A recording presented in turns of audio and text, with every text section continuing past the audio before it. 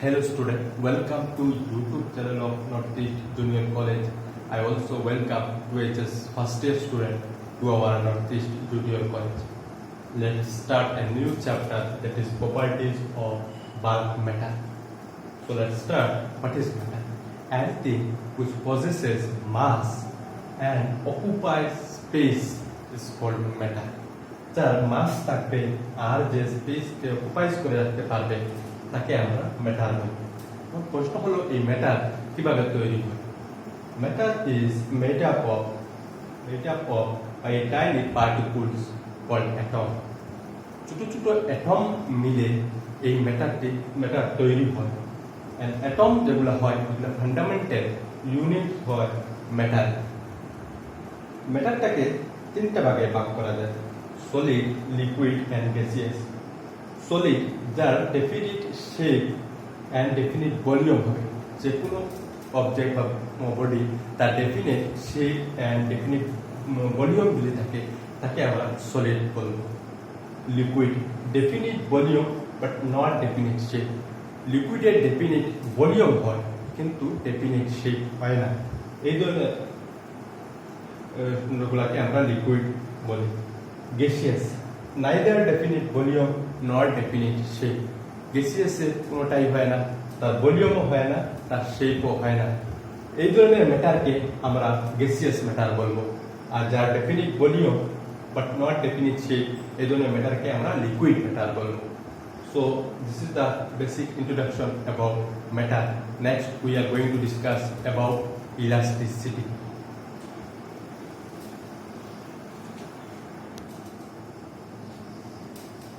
তো স্টুডেন্ট, আমরা ম্যাটারকে নিয়ে বুঝলাম ম্যাটার কি, ম্যাটার কিভাবে ফর্মড হয় এবং টাইপস অফ ম্যাটারে আমরা সলিড, লিকুইড অ্যান্ড গ্যাসিয়াস সম্বন্ধে আমরা বুঝেছি। সো ম্যাটারের সলিডের সম্বন্ধে এই চ্যাপ্টারের প্রথম ইউনিটটা সলিড সম্বন্ধে আমরা পড়বো। এরপরের ইউনিট যেটা হবে সেটা আমরা লিকুইড সম্বন্ধে পড়বো। তো সলিডের একটা প্রপার্টি বা বিহেভিয়ার হয় ইলাস্টিসিটি। তো আগে একটু ডেফিনিশনটা পড়ে নেই, পরে আমি বোঝাচ্ছি। The property of a body to regain its original configuration, length, volume and shape after removal of deforming force is called elasticity. Example: spring, rubber band, etc.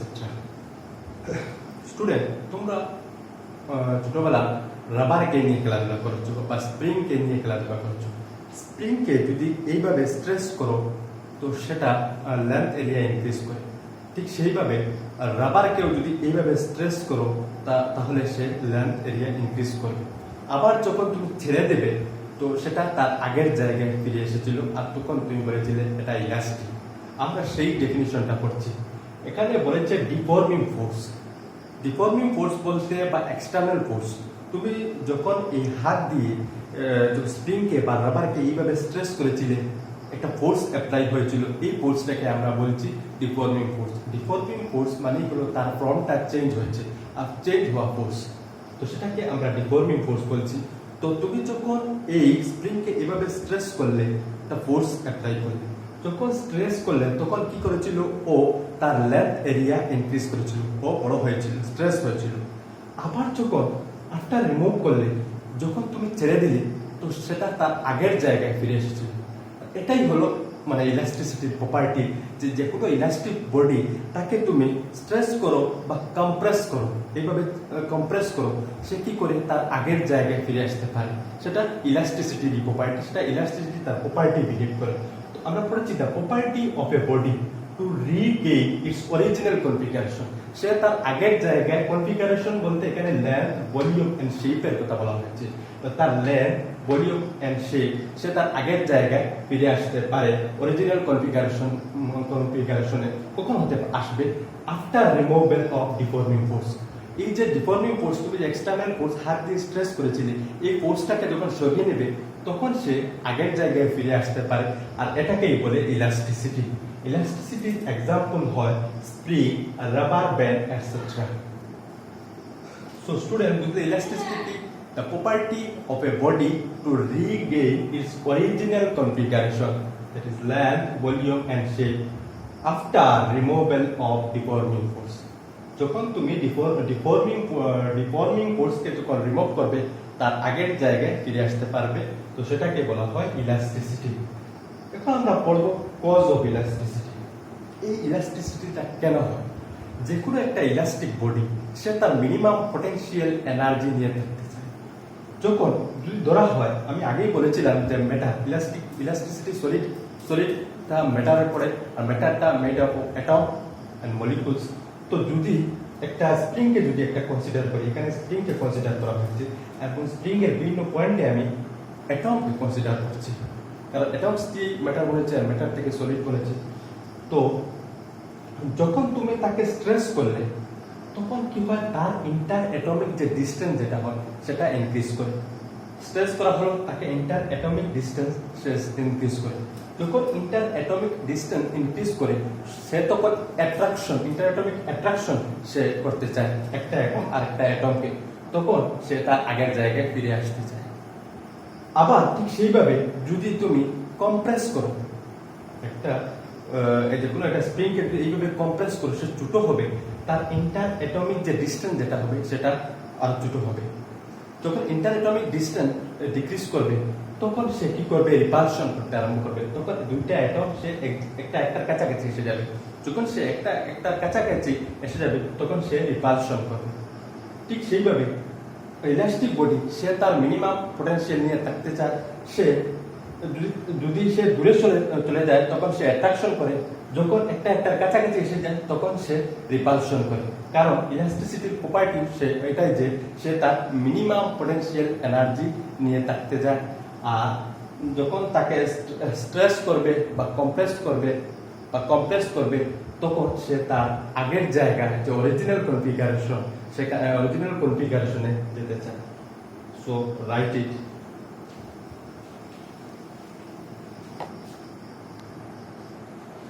So student, আমরা বুঝলাম ইলাস্টিসিটি সম্বন্ধে। What is elasticity? It is the property of a body to regain its original configuration after removal of deforming force. So এখন বুঝবো stress সম্বন্ধে। Stress ওয়ার্ডটার সাথে তোমরা অনেকেই শুনেছ বা ফিল হয়, অনেকেই এক্সাম আসলে স্যার একটু স্ট্রেসে থাকি। তো সলিডে যখন ইলাস্টিসিটিতে স্ট্রেস হয়, তো এই ওয়ার্ডটাকে ডিফাইন করা হয়েছে, it is defined as the internal restoring force acting per unit cross sectional area is called stress.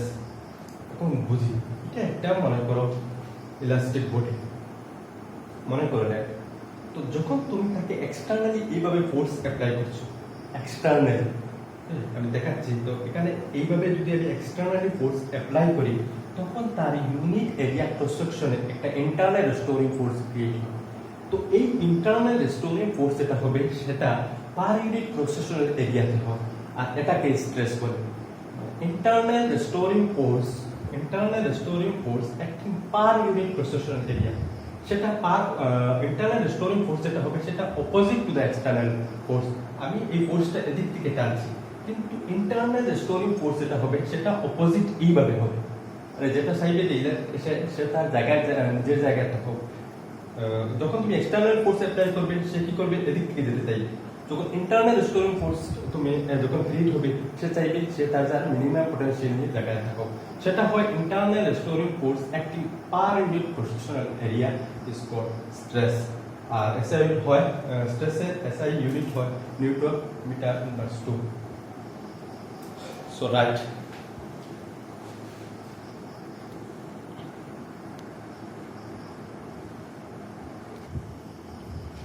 So student, আমরা বুঝলাম what is stress, the internal restoring force acting per unit cross sectional area is called stress.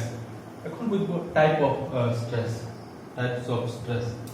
So stress টাকে তিনটা ভাগে ভাগ করা যায়, divided into three types: tensile stress, compressive stress and tangential stress.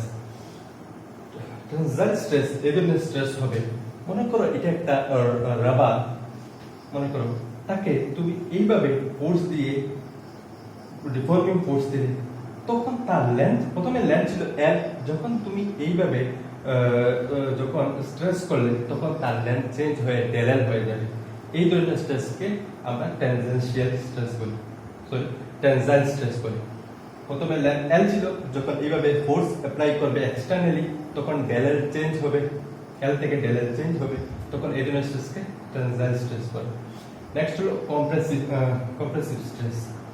একটা body, মনে করো এটা রাবার, রাবারকে যদি এইভাবে যদি আমি ফোর্স লাগাই, কম্প্রেস করি, তখন তার লেন্থ এল ছিল, তখন কি হয়ে যাবে, যখন কম্প্রেস করব তখন তার লেন্থ চেঞ্জ হয়ে যাবে, লেন্থ ডিক্রিজ করবে। এটাতে লেন্থ ইনক্রিজ করেছিল এইভাবে যখন স্ট্রেস করেছিলে, এখন যখন কম্প্রেস করছো তখন তার লেন্থ চেঞ্জ হবে, লেন্থ ডিক্রিজ করবে, লেন্থ এল থেকে ডেল এল চেঞ্জ হয়ে যাবে, তখন কি হবে, এই ধরনের স্ট্রেসকে আমরা কম্প্রেসিভ স্ট্রেস বলি।